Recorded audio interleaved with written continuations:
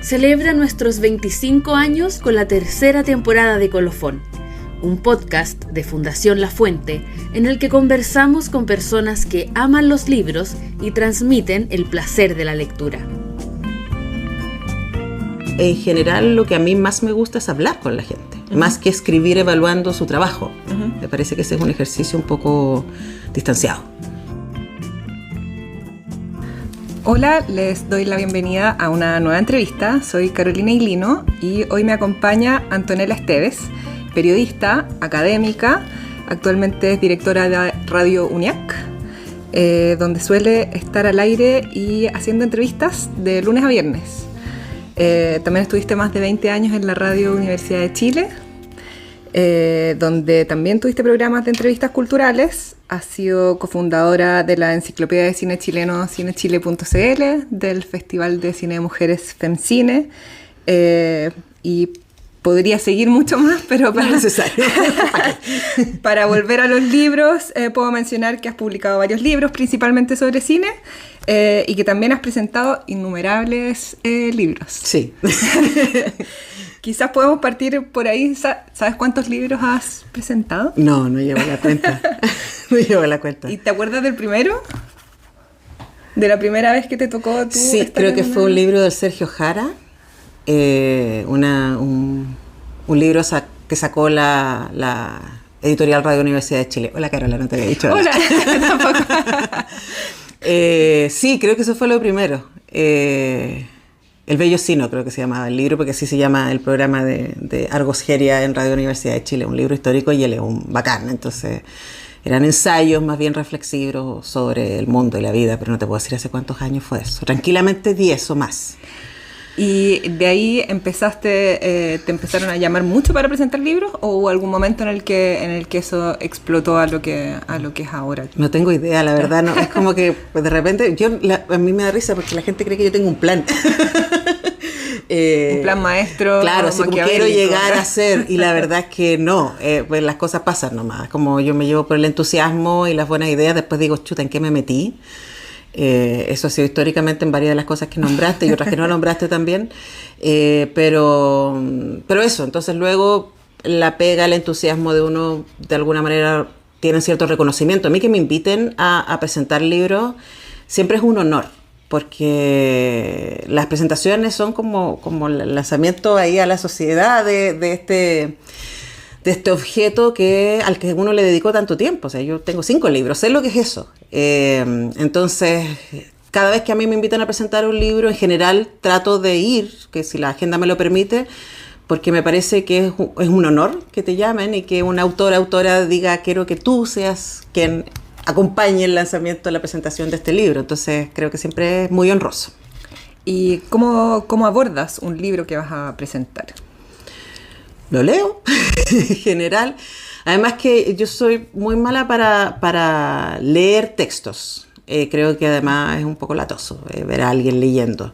Entonces, en general, y por mi expertise también, suelo dedicarme a hacer conversar a la gente que está sentada ahí. Entonces, por supuesto, como me leí el libro, meto la cuchara de vez en cuando, pero en general, cuando me toca presentar un libro, no llevo un texto, sino más bien le hago preguntas al autor, le hago preguntas a la otra u otro presentador y dejemos que una conversación fluya, que yo creo que es más entretenido que leer un texto. Estoy muy de acuerdo con eso.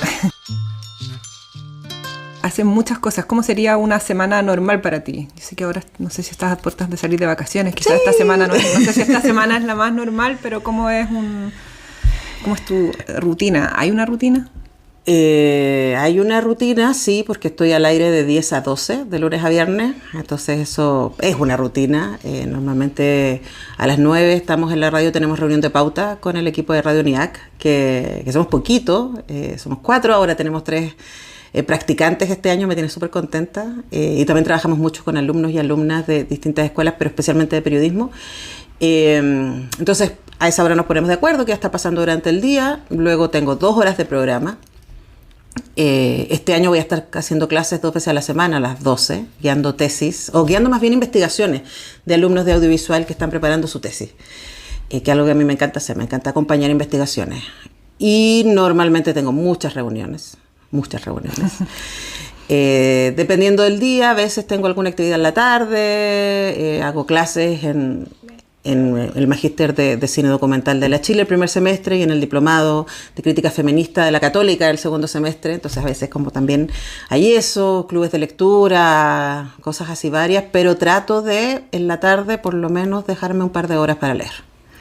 Y me doy cuenta que si no lo hago me pongo de muy mal humor. ¿En la oficina o ya en tu casa? No, en mi casa. ¿En qué? ¿Tienes un espacio en tu casa donde sueles leer? O toda mi casa es un espacio para leer. ¿Cómo es? Pero es un lugar lleno de libros. Ajá. De hecho, ya no tengo paredes. Me compré un cuadro hermoso y no tengo dónde colgarlo. Está lleno de libros. Tengo la fortuna de que por mi trabajo me regalan muchos libros, me llegan muchos libros. Y sí, tengo un sillón que es como el sofá más cómodo y ahí con mi gata nos tendemos a leer. ¿Cuántos libros tienes en tu velador, si es que tienes libros en tu velador? ¿O tienes algún lugar en tu casa donde acumulas los libros por leer, por decir? Debo tener unos 8 ahora. Ya. Sí, tengo ahí como los que se vienen. Ya, los futuros, no son los que estás leyendo actualmente. También hay algunos como que, por ejemplo, estoy ahora leyendo la biografía de Margaret Atwood y voy como en la mitad, pero se me cruzan otras cosas. Y ahora que estoy de vacaciones, para mí vacaciones también es leer cosas que no tengo que leer, que quiero leer. Yo leo mucho para preparar entrevistas y para hacer los comentarios que hacemos con distribuidores y editores, pero siempre tengo un alto de libros que no tienen nada que ver con nada y yo los quiero leer porque me gusta leerlos. Además, a mí me gusta mucho la ciencia ficción y el horror, entonces como son libros que son un poco más raros dentro del mundo literario, diríamos, ¿no? Yo los defiendo y los quiero y me gusta leerlos. Entonces se me cruzan ahí como que entre medio me llegan unos libros que estaba esperando, se me cruza otro, y hay otros libros que además requieren tiempo, o sea, pasar mucho tiempo con Margaret Atwood es maravilloso, pero también es harta información porque las biografías son relatos de época también. Entonces está ahí, están otros que quiero leer, están los que estoy leyendo, a veces leo varios libros al mismo tiempo para entrar y salir de mundos y de estados de ánimo, así que sí, es como hay varios que están ahí dando vueltas. ¿Y por qué crees que son raros los libros de ciencia ficción? Yo creo que el género... A ver, tengo una cosa bastante antiacadémica en mis gustos, ¿no? A pesar de que soy académica hace 20 años. Creo que la crítica y la academia han hecho de ciertos géneros una expresión menor. La han leído como si fuera una expresión menor. Eso en el cine también pasa, ¿eh? ¿No? Como que hay cine de autor. Y, o sea, imagínate recién, estos últimos años, películas de ciencia ficción han sido nominadas a Mejor Película. Este año va Sinners, así, pero con muchas nominaciones. Y esa es una película de horror. Pero también tiene una mirada política súper poderosa. A mí me encantó esa película. Y yo creo que pasa con la literatura también. Es como que se lee el horror... La fantasía en general, el horror y la ciencia ficción como si fueran géneros menores. Y que el ensayo o la autoficción suelen ser literatura con mayúsculas, ¿no? Y yo difiero porque creo que en todos esos ámbitos pueden haber muy buenos y muy malos libros. A mí me gusta mucho la ciencia ficción y el horror porque siento que son los lugares en donde históricamente... autores y autoras han ido para hablar de lo que no pueden hablar directamente. Y vivimos en una época de mucho horror y vivimos una época de mucha incertidumbre. Vivimos una época donde libros de ciencia ficción que se escribieron hace 50, hace 80 años advirtieron un poco lo que está empezando a pasar. Y claro, que es indiscutible que ahí había algo, una mirada respecto al futuro y a lo humano que había que tener en cuenta. Cuando lees los libros, los rayas, anotas, los cuidas. ¿Cómo es tu relación con el libro como objeto? Yo no tengo ni un prejuicio con toda la gente que raya, que pone notas, está bien, pero yo sí tengo la mala costumbre de prestar libros, muy mala costumbre, entonces les pongo marquitas. Soy de las que usa esos stickers. Ahora no soy, tengo una chica en mi club de lectura que pone stickers por temas. Y yo como creo que ya es un nivel de... Fue un tema que surgió en mi club de lectura también esta semana. Sí. Y algunas decían que a veces lo hacían, pero a veces no. Es que daba... mi pero con eso es como que tú ya te antepones, estás buscando cosas en el libro. ¿Cachai? Claro, o sea, sí, es como... Sí. Entonces voy a ponerle el amarillo cuando hable de romance, el verde cuando hable de incertidumbre, el rojo cuando hable de hijos, qué sé yo. Y te pierde la experiencia, porque yo enseño mucho sobre percepción, y la percepción tiene que ver con tus expectativas. Entonces hay cosas que te pierdes por estar buscando algo específico. Entonces a mí me gusta poder estar lo más abierta posible. También no leo haciéndome preguntas. Tú has visto muchas de mis entrevistas, yo no tengo apuntes para hacer eso. Te escucho la conversación y trato de hacer lo mismo con los libros. Me preparo, por supuesto, pero quiero pensar, yo les digo a mis alumnos que una buena entrevista es lo que es parecido a lo que hace un buen artista. Es alguien que se prepara mucho, que estudió mucho, que está listo y cuando está ahí en el escenario se olvida de todo lo anterior y deja que el momento exista. Para mí esa es la clave y cuando leo trato de que eso suceda también. ¿Con qué me va a sorprender el autor o la autora? ¿Siempre has tenido esa aproximación a la lectura y a las entrevistas? No, yo creo que lo he ido aprendiendo. Yo creo que cuando uno es más chico tiende a querer probar más cosas, que tiende a querer controlar más cosas. Si yo veo mi primer libro de entrevista, que fue mi tesis de periodismo además, o sea, no estaba pensado para hacer un libro de entrevistas, luego terminó siendo la mitad la tesis, el ensayo, y la otra mitad las entrevistas. Yo tenía muy claro lo que quería saber. Uh-huh. Entonces las preguntas son muy específicas. Si veo el último, que traje, de hecho, que es con escritoras, cuestión de gustos, que son 20 entrevistas que hice en pandemia a escritoras chilenas de distintas generaciones y de distintos estilos. Yo más bien tengo un par de temas que tienen que ver con la inspiración, con la creación, pero el resto, por lo mismo las entrevistas son súper diversas, uh-huh, porque yo las acompañé hacia donde ellas fueron, más bien. Y creo que una buena entrevista debería sentirse como un diálogo, no como un cuestionario. Y cuando tú entrevistas, por ejemplo, a escritoras, además de haber leído sus libros, ¿buscas también otras entrevistas? Sí, sí. ¿Es parte del...? Sí, no lo hago tanto... Lo hago especialmente con la gente que no conozco. Uh-huh. Por ejemplo, Javier Peña lo entrevisté este año, que vino para acá. Vino para acá también. Gran entrevistado. Además que como que lo quise mucho porque mientras lo leía, cuando leía Tinta Negra, decía, este es de los míos. Es como que los lectores somos una especie de secta. Unos bichos raros que escogen guardarse y escuchar palabras en silencio, ¿no? Pero, por ejemplo, me pasó hace poco que en FITAM me invitaron a mediar una mesa con Diamel Altit, Lina Meruane y Nona Fernández. Imagínate, niveles. Y yo a ella la llevo entrevistando muchos años. Entonces no tuve que prepararme específicamente para esa entrevista, que era sobre literatura y teatro, porque yo he visto las obras. De la Nona las he visto todas, he leído todas sus novelas, de la Lina he leído casi todo y vi su obra y leí el libro que sacó Alquimia con el texto, de la Diamela leí un montón también y he visto las obras que se han montado sobre su trabajo. Ahora hay una nueva, Suma, que esa espero verla durante el año, pues va a estar en el GAM. Entonces también hay una cosa muy bonita que es acumulativa. Entonces a veces cuando uno ha entrevistado a alguien muchas veces y más bien le viene siguiendo desde hace mucho tiempo, no necesitas prepararte tanto, obviamente tienes que leer el libro actual, pero con muchísimos escritores y con cineastas que decir, pues yo partí reporteando cine. Entonces, el otro día nos acordábamos con Fuguet que yo había estado en el Festival de Valdivia el 2005, cuando se estrenó Se Arrienda y La Sagrada Familia y Play y En la Cama, y era mi primer festival y eran sus primeras películas. Entonces han pasado 20 años y yo llevo 20 años viendo sus películas y entrevistándoles, entonces, claro, hay también un seguimiento de sus carreras. ¿Y cuándo empezaste a también investigar y trabajar con literatura, además de cine? Yo creo que cuando volví de vivir en Argentina, estuve cursando mi doctorado allá, y cuando volví me di cuenta que había mucho menos gente hablando de literatura que de cine. Hay mucho espacio para el cine. Yo tengo muchísimos colegas muy bacanes que yo sigo, de hecho vengo de escribir un artículo para Cine Chile, yo sigo escribiendo para Cine Chile, pero me doy cuenta que cuando se trata de sigo entrevistando cineastas en Comunicarte en Radio UNIAC, pero creo que hay mucho menos periodistas dedicados a la difusión de la literatura, porque es más difícil, requiere muchísimo más tiempo, sin duda. También hay menos medios. Yo creo que es menos rimbombante que el cine también, porque de nuevo es un ejercicio silencioso y quizás tiene que ver con mi edad también. O sea, es como hoy día necesito estar más guardada, necesito más silencio, necesito más calma, me cuestan mucho las escenas sociales, etcétera. Entonces incluso cuando voy al Festival de Valdivia estoy guardada la mitad del tiempo leyendo porque claro, también tiene que ver con quién uno es cuándo.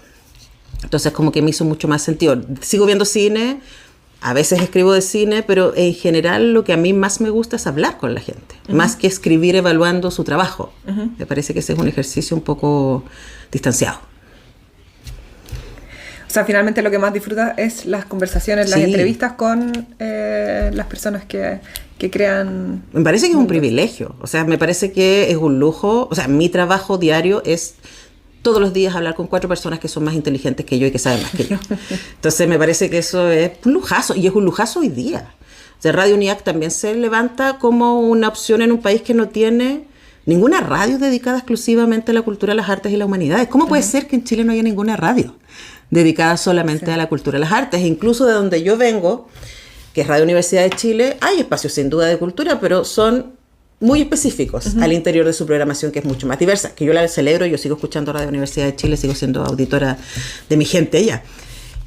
Pero me impacta mucho que no haya, que en la prensa escrita cada vez hay menos espacio, que hay por ahí un par de webs que se mantienen con mucho esfuerzo de parte de sus gestores. Lo conozco bien porque Cine Chile también es parte de eso, pero me llama la atención que haya tan poco espacio, ¿no? Y que se diga que a la gente no le importa la cultura, y es como, hola, anda a darte un... Bueno, enero.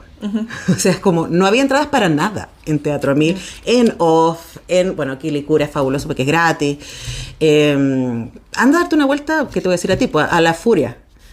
O sea, está repleto, a la gente sí le interesa la cultura. Y yo creo que por eso algo como Grandes Infelices se transformó en una referencia, porque habemos muchos muy huérfanos de contenidos que nos interesen, de encontrarnos con. Hice 14 años La República de las Letras, que era un club de lectura con amigos, que se transmitía por Radio Universidad de Chile, y a mí siempre me conmovió mucho los comentarios de la gente sobre lo que hacíamos, y sobre esta idea de que, por supuesto, éramos 4 amigos hablando de libros que nos entusiasman, y la gente decía, es muy grato sentirse parte de esa mesa. Y decía, ese es exactamente el punto.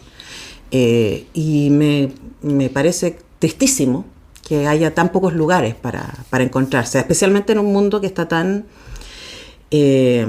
radicalizado. Yo creo que la experiencia artística es un lugar donde nos podemos encontrar, independiente de dónde vivas, independiente de cómo votes, independiente si leemos ambas el mismo libro o vemos la misma película, más si estamos en el teatro y estamos teniendo una experiencia comunitaria in situ, ¿no? Hay cosas que nos conectan, y yo creo que hoy día eso es urgente. ¿Y tú crees que las redes sociales han cambiado un poco la forma en la que se hace, no sé, pues, difusión cultural? Si ha aportado o si al revés. Yo creo que las dos cosas. Yo estuve investigando hace un par de años el fenómeno de los influencers, porque armé un ciclo en la Biblioteca Nacional con Bookstagrammer, entrevistando escritores chilenos. Me daba mucha curiosidad que iba a hacer Albo Lecturas, ponte tu Pluma de Mujer, o La Vieja del Lenguaje, o sea, El Soy. Todos ellos fueron parte del Atenea, fueron todos partes del ciclo, pero yo los escogí porque era gente que yo me di cuenta que efectivamente leía. Una de las cosas que está pasando también con las redes sociales es la superficie, mucha superficie. Entonces uno ve muchos bookfluencers que, no sé si te ha pasado, que dicen, esta es mi próxima lectura, ¿cierto? Y hacen un lindo reel espectacular, y después pasan la semana y tú quedas como, ¿y ahí? ¿Qué pasó con el libro? Y pasamos a la siguiente lectura, y pasamos a la foto con el desayuno de los autores, y pasamos al evento, y es como, ya, pero ¿dónde está el ejercicio?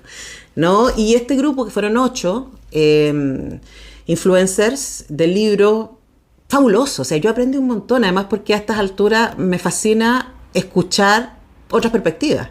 Entonces estuvo la Nona Fernández, estuvo la Letra Buco, estuvo el Andrés Montero, Juan Pablo Sutherland, Zambra, de verdad gente muy bacán, que amorosamente aceptó la invitación mía y de la Biblioteca Nacional para este evento. Y los cabros hicieron unas preguntas que a mí jamás se me hubieran ocurrido. Entonces yo lo disfruté mucho, porque fue otro tipo de conversación distinta a la que yo tendría con estos escritores. Entonces yo creo que las redes sociales han permitido generar comunidades, han permitido tener una relación mucho más directa con las audiencias. Han permitido que muchos escritores también y escritoras puedan tener una relación súper como personal. O sea, pienso en el Pancho Ortega, en la Fran Solar, que son también, que usan mucho las redes sociales para comentar cosas, para movilizar cosas. Pero también, como todo, porque es una herramienta, no es culpa de la red social, también da mucho espacio a la superficie. O sea, me ha tocado estar en estrenos de cine donde está lleno de influencers haciendo reels y sacándose fotos, y cuando parte la película no paran de hablar. Y uno así como, y uno es una señora ya, como que Dios. Es que tienen otra relación, pues, no sé, para los jóvenes es como normal sacar el teléfono adentro del cine. Y hablar. Entonces es como, ¿qué haces aquí? Es como, ¿para qué viniste? O sea, por último, ven, estuve acá, pero si no te interesa ver la película, déjame verla tranquila. Ahí se me sale todos los señoras que llevo adentro. Entonces sí, yo creo que hay de todo, como en todas partes. Y que uno tiene que buscar su comunidad, ¿cachai? Tiene que buscar, yo sigo a todos estos que te nombré y me parecen súper interesantes lo que leen, lo que opinan. Bueno, de hecho en Comunicarte tengo de panelista a la Antonia Sepúlveda Pluma de Mujer, que fue mi alumna además. Entonces me encanta hablar con ella y ver qué está leyendo ella, qué le interesa a ella, y aprendo un montón. Entonces creo que también, de nuevo, hay una cosa como de prejuicio de que muchos de estos cabros, o sea, que estos cabros no hacen así como crítica. ¿Y qué es la crítica sino la conciencia de la experiencia lectora? ¿Cachai? Los críticos de muchísimo tiempo, más académicos, ponen ahí mismo esa experiencia lectora que incluye todo lo que han leído antes, y sus otros autores, y todas las voces que les habitan. Pero estos chicos y chicas están hablando desde donde están. Y también desde sus entusiasmos, y también desde lo que los moviliza en ese momento. Yo creo que hay que escuchar harto más para estar en contexto. Ojo, que también creo que la industria se ha aprovechado del fenómeno y que ha salido masivamente un grupo de libros así como Dark Romance, que yo me he atrevido a leer algunos y me parecen de un conservadurismo extremo. O sea, es heavy metal lo conservadores que son, especialmente en términos de género. Tipo roles. O sea, es como la chica es súper fuerte y poderosa, desarrolla poderes hasta que se enamora y ahí se va a la punta del cerro o pone todo en cuestión. Algo que o sea, lo vimos en Crepúsculo, lo vimos en los Juegos del Hambre. O sea, es como esto viene pasando hace un rato, ¿no? Cuando la protagonista es mujer, cuando la protagonista es hombre, tipo Harry Potter, va con todo, incluso en la inocencia de pensar que lo puede hacer solo. Así como, hijo, desde el primer libro sabemos que no puede hacer las cosas solo. Pero bueno, entonces creo que hay que conocer y luego escoger. Vamos a tu historia como lectora y como mediadora empedernida, creo que tienes en alguna. ¿Cómo llegaste a estudiar periodismo? ¿Esa es así empezaste? ¿O? Sí, pero yo llegué a estudiar periodismo porque pensé, a mí me gustaba mucho, y después curiosamente me di cuenta que nunca lo dejé de hacer. Me gusta mucho la semiótica, me gusta mucho el análisis de discurso. Entonces yo pensé que me iba a dedicar a eso. Entonces que iba a ser un ratoncito de biblioteca rodeado de libros y haciendo análisis, ¿no?, de contenido. Luego, todas mis tesis han sido eso también, y muchas de mis investigaciones y mi taller es sobre percepción y discursos de género. Entonces, curiosamente, nunca dejé de hacer eso. Y estando ahí me enamoré del periodismo porque me di cuenta que básicamente nosotros somos como... Era una niñita evangélica en esa época además, entonces como la verdad os hará libres, ¿cachai? Entonces creo que, especialmente hoy día, la responsabilidad de llevar contenidos veraces y cercanos a las personas permite que esas personas tengan una mejor o peor calidad de vida. Es así de simple. O sea, las elecciones políticas que hacemos tienen que ver con la información y la emoción que tenemos sobre esa información. Eso explica mucho de lo que está pasando hoy día en el mundo. Entonces creo que el periodismo es súper importante para la calidad de vida de las personas, para la mirada que tenemos respecto a nuestra propia identidad, para cómo hacemos comunidad o no hacemos comunidad. Entonces no es algo que está pasando allá afuera en la tele, ¿no? Es algo que nos cruza, porque tú después le preguntas a la señora, ¿y usted por qué votó por? Y dice, no, pero es que... Y te empiezan a hablar de imaginarios que fueron construidos por un cierto tipo de periodismo, que a mí me parece extremadamente cuestionable y que en Chile está súper explicado por quiénes son los dueños de los medios de comunicación. O sea, hay una agenda ahí. Yo he tenido la posibilidad de hacer toda mi carrera en medios universitarios. que también tiene una línea editorial, pero tiene una línea editorial, incluso ahora que estoy en una universidad privada, tiene una línea editorial con mucho énfasis en el aporte social que pueden hacer los profesionales de esa institución y la institución misma. Por eso el proyecto de Radio UNIAC, o sea, es una universidad privada que dice en Chile no hay medios de comunicación culturales, nosotros vamos a sostener uno. Y estamos. Y de ahí, ¿cómo llegaste a la cultura, al periodismo cultural? Yo creo de nuevo, no tenía... Y a su vez a la academia, no sé si o nunca te fuiste, siempre fueron las dos cosas paralelas. No, primero volviste. partí con el periodismo, sí. Yo creo que de nuevo no tenía un plan. Una compañera de la universidad muchos años después me dijo, oye, tú le hiciste así como de oro, como de derecho, ¿fuiste lo que quería? Y yo como no tenía idea. Entonces, yo hago la práctica en Radio Universidad de Chile el 2001, por eso alcancé a estar 24 años, porque llegué a hacer la práctica, pasando de tercero a cuarto de la carrera. Y rápidamente me di cuenta que a mí no me gustaba reportear en calle. Como que me parecía un absurdo también esta cosa de que sacarle la cuña al diputado, que al día siguiente va a decir lo contrario, que al día subsiguiente va a decir otra cosa. Como me gusta más eso, acercarme más lejos, me gusta más el análisis. Y tuve la suerte que Radio Universidad de Chile en ese momento se estaba también repensando y me llevaba 2 meses haciendo la práctica. Y mi jefe me dice, el productor general de la radio, que hacía un programa de cine, de bandas sonoras, me dice, yo no lo voy a poder seguir haciendo, a ti te encanta el cine, se nota que sabes, hazlo tú. Así que en el 2001 estrené mi primer programa, La Música que Vemos, que lo hice un montón de años, como 10 años. De hecho, lo hice hasta que volví de Argentina, o sea, el 2017 estuve haciéndolo. Entonces, claro, como 15 años. Y que era un programa de bandas sonoras que me obligó mucho a estudiar, y a ver las películas, a revisar las películas. Y ahí como que me empecé como a enfocar hacia allá, porque soy súper matea y encuentro que todo es entretenido. Si probablemente hubieran propuesto un programa de ciencia, estaría haciendo eso. Porque también me parece súper fascinante. Un programa de psicología, me encanta. Te entrevisto a muchos psicólogos porque es un mundo que a mí me interesa. Entonces yo creo que cuando uno es curioso, todos los caminos te sirven. Cuando uno es curioso, mateo. Creo que las dos cosas son muy importantes. Y entonces así, como que uno empieza haciendo algo más chiquitito y después te dan oportunidad para hacer algo un poquito más grande, después te dan oportunidad. Así ayudantía. Y claro, eso es muy normal que después de la ayudantía te ofrezcan, cuando ya te titulas, y te ofrezcan hacer un curso. Entonces hice muchos años cursos de historia del cine, de apreciación cinematográfica, de radio, y después empecé a guiar tesis, que es algo que me encanta, y que es lo que estoy haciendo ahora. Me encanta guiar tesis. También me gusta mucho trabajar con alumnos que están más grandes, que ya saben más o menos qué es lo que ellos quieren de lo que están estudiando. ¿Y magíster y doctorado lo hiciste uno después de otro o también fueron cosas que surgieron? No, el magíster, a mí me encanta estudiar. Por eso yo creo que me gusta guiar investigaciones, porque como sigues aprendiendo cosas, ¿no? Y acompañas a los alumnos a hacerse preguntas y a buscar fuentes y a organizar las preguntas y los discursos en torno a ellas. Hice el magíster en Teoría y Historia del Arte de la Chile porque en ese momento no había ningún magíster en Teoría del Cine, como hoy día sí hay. La Católica tiene uno. Probablemente si ese hubiera existido hubiera hecho ese. Pero tuve un profesor guía fabuloso cuando logré entenderlo, Sergio Rojas. Así que quien haya leído a Sergio Rojas o tenido clases con él sabe de qué estoy hablando. Pero una vez que uno le cacha la onda al Sergio, es un filósofo súper importante, un montón de libros, pero que hablan académico. Y era de hecho parte de nuestra conversación constante. Era como, pero Sergio, yo hablo en periodista. Yo hablo en que la gente me entiende. Y no, pero la filosofía tiene este juego en el lenguaje. Y yo como, sí, pero ¿cuánta gente te entiende? Siempre tuvimos esa tensión. Y es una tensión que explica por qué no terminé el doctorado. Porque me fui... Bueno, mi experiencia en el magíster fue súper buena. Me abrió un montón de puertas. Y sobre todo en la cabeza me abrió muchas puertas.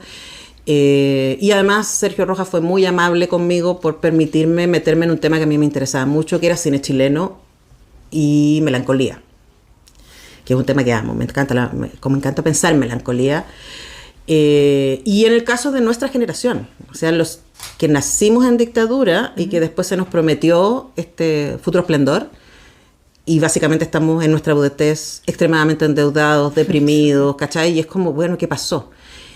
Y ahí trabajo la tesis de que el cine chileno de esos momentos, ¿cierto? De los 2000, finales de la primera década, principio de la segunda década de los 2000, habla de eso. Sin hablar de eso, más bien lo construye atmosféricamente. Esa es como la tesis. Y después de un rato, ya cuando estaba dirigiendo el Festival de Cine de Mujeres, también me di cuenta que no tenía suficientes herramientas, pues yo no estaba formada en feminismo. O sea, me vi feminista ya haciendo el Festival de Cine de Mujeres. Nosotros no creamos el Festival de Cine de Mujeres, FemCine, porque éramos feministas.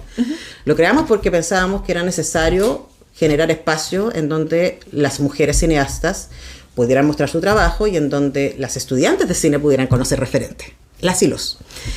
Y después cuando ya lo estábamos haciendo era como, oh, este es un ejercicio feminista. A lo mejor soy feminista. Sí, soy feminista. Vamos a estudiar sobre eso. Y ahí me fui a la Universidad de Buenos Aires a cursar el doctorado en estudios de género. Me pidieron que hiciera 3 seminarios, yo hice 11. O sea, estaba en llamas y aprendí un montón. Y tenía 4 capítulos de 5 escritos en mi tesis. Estábamos súper contentas con mi profe, avanzando hasta que llega una de las profesoras, así como seniors, y me dice que lo tengo que escribir todo de nuevo porque escribo muy claro. Y tengo que escribir para la academia. Y yo dije, listo, está aquí, chao. Sí, tal cual. Y también es como pensar, y suena súper narciso y whatever, ¿cachai? Pero a estas alturas de mi vida, ¿cachai? Voy a cumplir 48 este año. Es como, yo no quiero hacer cosas que no me entusiasmen. No quiero hacer cosas para agradar al otro. Yo no necesito tener un doctorado para hacer bien mi trabajo.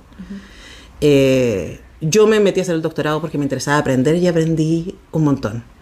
Y de hecho el marco teórico de esa investigación lo transformé en mis talleres de percepción y representación de género. Entonces es como, aprendí, lo estoy usando, lo estoy enseñando, ahí va. Para mí eso debería ser la academia. Esa es mi mirada. No escribir para que te escuchen 5 personas en un congreso y básicamente papers, pero ¿qué está pasando con eso? ¿No? Para mí la mediación es fundamental. ¿De qué sirve el conocimiento si no nos alcanza? Y yo creo que parte de la crisis que tenemos hoy día en términos políticos tiene que ver con ese conocimiento encerrado en sí mismo, con esas reflexiones que solo compartimos entre nosotros y que hacen que la gente se sienta súper ajena. Eso es como para otra gente, ¿no? Y yo siento que eso pasa con el conocimiento, con la reflexión y muchas veces también con la cultura, o con el arte más bien. Pero la cultura nos rodea a todos y a todas todo el tiempo. Entonces, yo estoy súper agradecida de haber pasado por ahí. También fue muy bacán vivir 2 años y medio en Buenos Aires. Aprendí un montón, leí un montón, conocí gente fabulosa. Así que, nada, yo tengo puro agradecimiento. Y también creo que es súper poderoso poder se la pregunta en algún momento con la libertad de decir, ya, pero ¿quiero hacer esto? Y si no hago esto, ¿qué pasa? Y eso lo hice en terapia, muchos años. Es como... Y me acuerdo que mi psicóloga me decía, ya, pero ¿qué quieres hacer tú? ¿Qué quieres hacer tú? Cuando estaba como en esta crisis, sí, con voto, ¿no? Y yo decía, a mí me gusta mediar.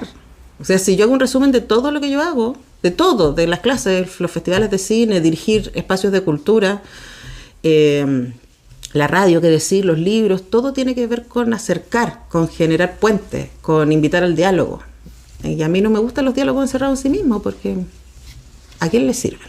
Además de tener los reconocimientos, que además también, si entramos ahí, es como la academia está evaluando, ¿cachai? ¿Qué significa una revista indexada? Y a estas alturas, ¿quién define? ¿Y cuánto de comercial hay en eso? También sabemos qué está pasando con algunas revistas. Entonces, como, no, a mí déjenme con el goce que es conversar con gente brillante.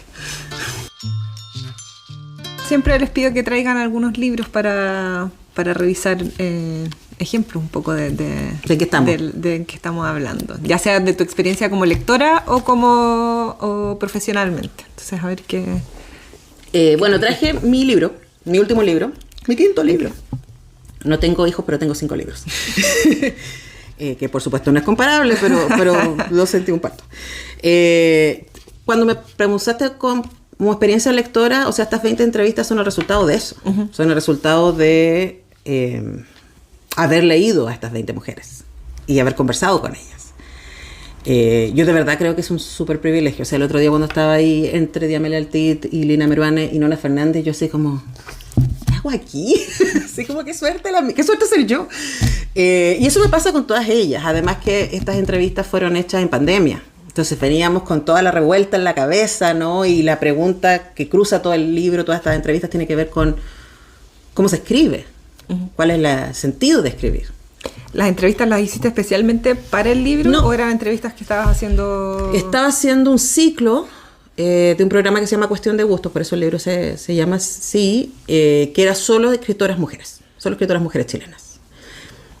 Y además yo quería, el libro sí tiene una tesis, ¿no? Seguramente hayas escuchado, y quienes nos están escuchando también, que existe aquello llamado literatura de mujeres. Uh-huh. Que por supuesto es una falacia, como tampoco existe el cine de mujeres, como existe el arte de mujeres. Como las mujeres somos más de la mitad de la humanidad y por lo tanto somos tremendamente diversas en nuestros intereses, maneras, formas, historias, etc. Y a mí me interesaba mostrar en este libro esa diversidad en mujeres que están publicando hoy día. Uh-huh. Entonces está desde Cecilia Vicuña y Diamela Altit hasta Nati Chuleta y Guada. O sea, es como muy, muy diverso ese universo para también como probar el punto. Mira, uh-huh. Todas estas mujeres escriben cosas súper distintas, algunas son de la misma generación y escriben cosas súper distintas, porque no existe. Las mujeres no somos una sola cosa, somos multitudes. Traje eso, traje a Úrsula K. Le Guin porque la amo, porque soy una como que evangelizadora de Úrsula K. Le Guin. Y de Ted Lasso, si estuviéramos hablando de series también. ¿Ya? ¿Y crees que está pasando lo que decías un poco con el cine, con Sinners, con la reivindicación de la ciencia ficción, quizás a través de ella misma, o sea, como una valorización en otros planos de la ciencia ficción? Hace 10 años no escuchábamos de Úrsula K. Le Guin. O sea, es como ella escribió Harry Potter a finales de los 60.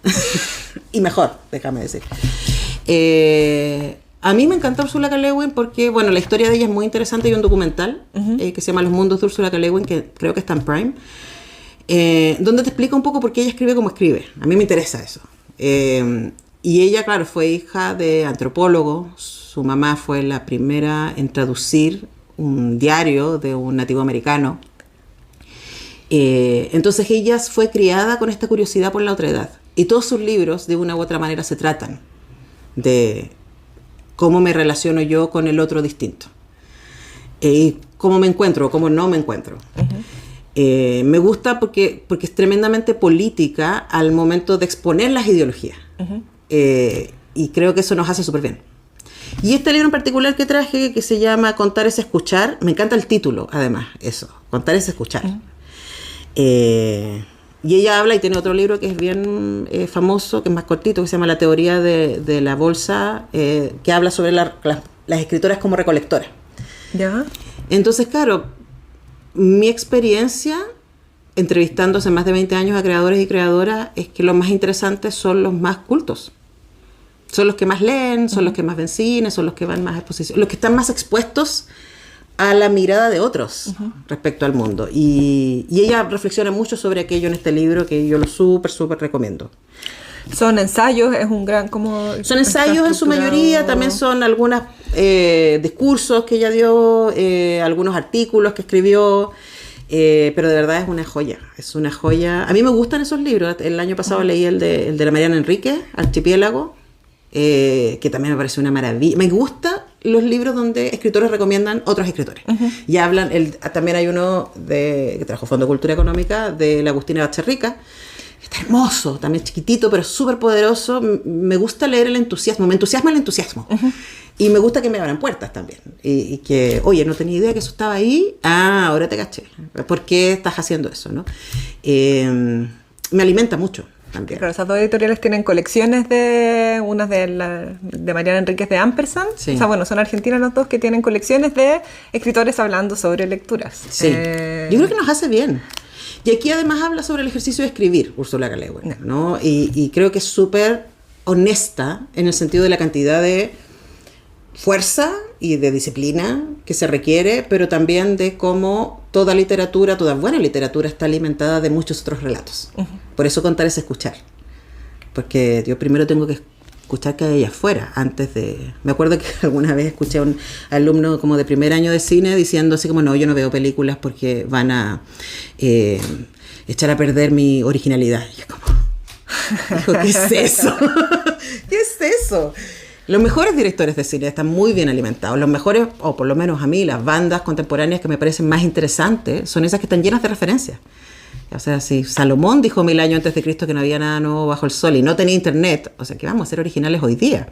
Yo creo que somos el sedazo que puede decantar o destilar todo lo que estamos leyendo. No sé si has visto como esa frase que dice, soy todas las historias que he leído. No sé si yo soy todas las historias que he leído, pero sí soy muchas cosas que esas historias me han hecho pensar, sin duda. Además son formas también de entrar quizás a lecturas que no son actuales, que no son las publicaciones que quizás uno se encuentra en los pocos medios de comunicación que quizás existen, que uno encuentra las cosas que se están publicando ahora, pero estas son formas de entrar a distintos tiempos, distintos autores. Sí, a mí con mi libro de entrevistas me parecía que era interesante, si tú querías tener como una mirada, por supuesto falta gente, falta Laila Trabuco, siempre le pediré disculpas por eso, no están todos los nombres, hay 20, pero representan una diversidad y también como para hacerse una idea de cómo ellas vivieron la pandemia, la revuelta, su propio ejercicio de escribir, etc.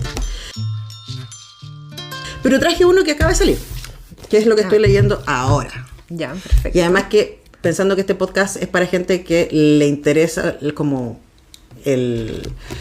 todo el proceso de que los libros lleguen a nosotros, tú sabes que yo soy una entusiasta de eso, y por eso me gusta entrevistar editores y traductores y distribuidores, no solamente autores. O sea, ¿para qué le interesa la cadena del libro? Este libro es un deleite. Ya. Es muy chistoso. Ya. Se llama La extinción de Irena Rey, de Jennifer Croft. Ella misma es traductora. Ella creció en Argentina, aunque nació en Oklahoma, y se ha dedicado a traducir libros desde el español y desde el polaco y del ucraniano al inglés.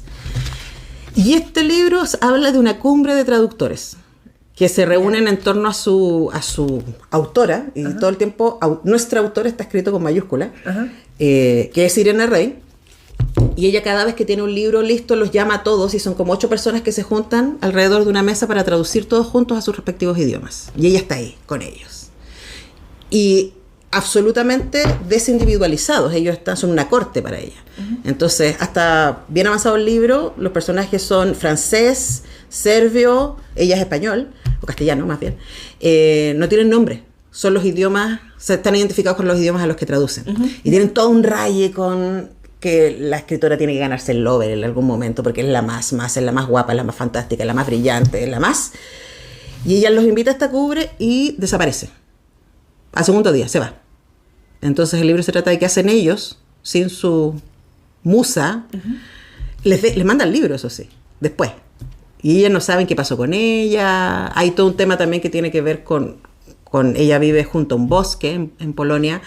Y hay todo un tema que tiene que ver con los hongos y con la idea del parásito, de cómo nos alimentamos unos de otros. Pero es muy chistoso, porque además está contado desde una traductora y pensamos poco en la traducción, excepto quienes traducen, por supuesto. Pero a mí me parece que es muy fascinante como ese mundo. Y ahí ella como que se ríe harto de ese mundo, pero el libro es un policial a lo Agatha Christie, así como todo está el cuerpo, ¿cachai? Y todo lo que empieza a pasar con ellos y con sus identidades alrededor de esa ausencia. Todavía no lo termino, pero está súper entretenido. Salió recién, es novedad de enero de Anagrama. ¿Y qué cosas, por ejemplo, les pones banderitas en el caso de este libro? ¿Sabes que a las novelas en general les pongo pocas banderitas? Ya. Porque es como que en general le pongo banderitas a aquellas cosas que es como, ¡uy, qué interesante esa idea! Ajá. Como déjame darle una vuelta. Entonces, déjame ver a qué le puse banderitas acá. Ella está hablando, dice, para mí, creo que también para Chloe, la insinuación de que Irena no le importaba tanto nuestro trabajo resultaba ofensiva. Como era de esperar. Alexis no pareció conmoverse, estaba demasiado emocionada con la hipótesis del secuestro como para que le importara. Era como si cada uno de nosotros hubiese empezado a escribir su propia historia sobre Irena, cada cual en su género predilecto. Alexis estaba escribiendo una novela de misterio, Chloe un psicodrama ilustrado inspirado en las crónicas de suceso, Freddy autoficción nórdica más discreta y aburrida. Me pregunté qué tipo de historia sería la mía. Y me pareció muy iluminador del espíritu del libro. ¿Cachai? Como, de nuevo, la subjetividad y la percepción, como cada uno está en la suya y sin el control de la autora, sus pensamientos y sus derivadas respecto al texto que ella les dejó en polaco, se empiezan a difuminar. ¿Y después tú repasas las cosas o quizás también marcarlos tiene que ver con darle la importancia como en ese momento, aunque no necesariamente los vayas a revisar? No sé, Hay veces sí que si un libro ha sido muy impactante, después yo llevo bitácora. No soy tan disciplinada como debería, pero llevo bitácora porque se me olvidan. Ya. Entonces, como tú me decías, ¿qué te pareció? Yo digo, me acuerdo la sensación, ¿cachai? Pero no sé si te lo puedo contar. Pero hay algunos libros que sí siento, porque también este ejercicio de escribir a mano, además como que ayuda a decantar y a depositar y a hacer propio cierto pensamiento. Entonces hay libros, especialmente ensayos o cosas con los que sí hago como mi mini resumen. Y sin duda cuando entrevisto a alguien, o sea, si fuera a entrevistar a Jennifer Croft, antes de la entrevista revisaría todo lo que marqué. Ajá. ¿Y cómo es la bitácora que llevas? ¿Es como un cuaderno o es más desordenado que eso? No, un cuaderno, tengo varias. Tengo uno de cine, tengo uno de teatro y tengo uno de libros. ¿Cuáles son los elementos que van en esa bitácora? Básicamente, ¿qué me pasó? ¿Cachai? Porque no es para nadie, sino para mí. Entonces es como, ¿qué me dejó este libro? Porque yo puedo encontrar el resumen en Google, que no me interesa contar el libro, pero sí como, ¿qué me dejó pensando? ¿Qué rebotó? Hay algunos libros que escribo 2 páginas y otros que escribo un párrafo, porque no todos los libros son tan significativos para uno. Entonces, eso también habla de quién es el lector en cuándo, ¿cachai?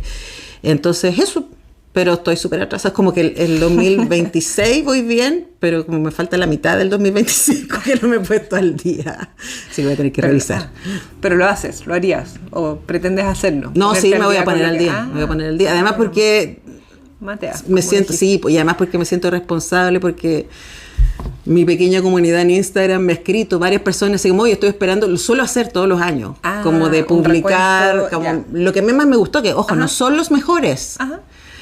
Cuando a mí me llaman de culto, por ejemplo, para como mis libros favoritos del año, siempre se ríe de mí el periodista, porque es como yo recomiendo libros que nadie más está leyendo, pero porque a mí me parecieron fascinantes. Yo no me interesa estar a la moda. Soy lo menos hype que hay. O sea, es como todo el mundo está viendo Strange Things y yo no la vi. Estoy viendo Fringe, que es del 2000. Estoy viendo la temporada que salió en 2009.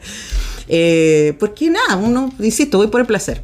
Pero para esto sí me parece que ya claramente este año estoy más cansada que ningún año anterior, porque lo de Radio Única ha sido muy intenso. Pero me sirve. Y me sirve también, si voy a entrevistar a alguien, leer que escribí de sus libros anteriores. Entonces también me sirve como ayuda a memoria y como para dejar ciertas cosas. Y me gusta escribir a lápiz. Me gustan los cuadernitos y los lápices de colores y los adhesivos. Soy ese tipo de persona. También. Y para terminar, ¿podrías leer un párrafo de...? Sí, viste, con el de Ursula K. Le Guin, que tampoco he terminado. Tengo harto más marcado, pero lo primero que marqué, mire, tengo también amigas fabulosas que me regalan. Ah, qué hermoso, era Ex Libris. Ex Libris. Un gatito. Un gatito de 3 ojos, sí. Este libro de Ursula K. Le Guin a mí me vuela la cabeza, pero además esto me pareció... voy a leer otra cosa, distinta a la que te dije que iba a leer. Es que me encontré con esto que es como... Ella está hablando de ser de granito, pero básicamente está jugando con la idea en inglés de take it for granted. Ya. ¿Cachai? Pero la idea de ser tomada como granito, como algo duro, ¿no? Ya. Pues pero a mí me gusta la idea del take for granted, así como de yo doy por hecho que tú eres de una manera. Doy por hecho nuestro vínculo, doy por hecho... Y nada, uno tiene que estar todo el tiempo diciendo esto no es casual, esto es un regalo o esto es una maravilla. Bueno. ¿Y duro como de que no cambia o duro de rudo? Duro, bueno, aquí queda súper claro. Súper claro. A ver. Dice, el granito no acepta las huellas, las rechaza. El granito crea pináculos y luego la gente se ata con cuerdas y pone clavos en sus zapatos y escala los pináculos con mucho esfuerzo, costes y riesgos. Y quizás sienten una gran emoción, pero el granito no. No se produce nada en absoluto y nada en absoluto cambia. Cosas enormes y pesadas vienen y se instalan sobre el granito y el granito simplemente se queda en su sitio sin reaccionar, ni ceder, ni adaptarse, ni ser complaciente. Y cuando las cosas enormes y pesadas se mandan a mudar, el granito sigue en su sitio, igual que antes, exactamente igual, admirablemente. Para alterar el granito hay que hacerlo estallar. Pero cuando la gente camina por encima de mí, se ve exactamente dónde han puesto los pies.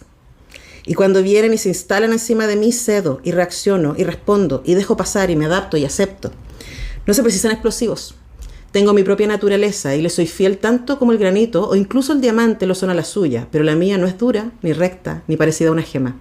No se fragmenta, es muy impresionable, es blandengue.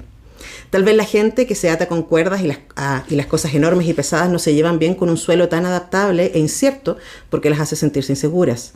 Tal vez tienen miedo de ser chupadas y tragadas, pero a mí no me interesa chupar y no tengo hambre. Solo soy barro, cedo, trato de acomodarme. Y así cuando la gente y las cosas enormes y pesadas se marchan, no han cambiado salvo porque tienen barro en los pies. Pero yo sí he cambiado. Sigo aquí y sigo siendo barro. Pero estoy llena de pisadas y huecos hondos y huellas y alteraciones. Me han cambiado. Tú me cambias. No me tomes por granito. Se basó. Úrsula K. Le Guin. Esto fue Colofón, un podcast de Fundación La Fuente.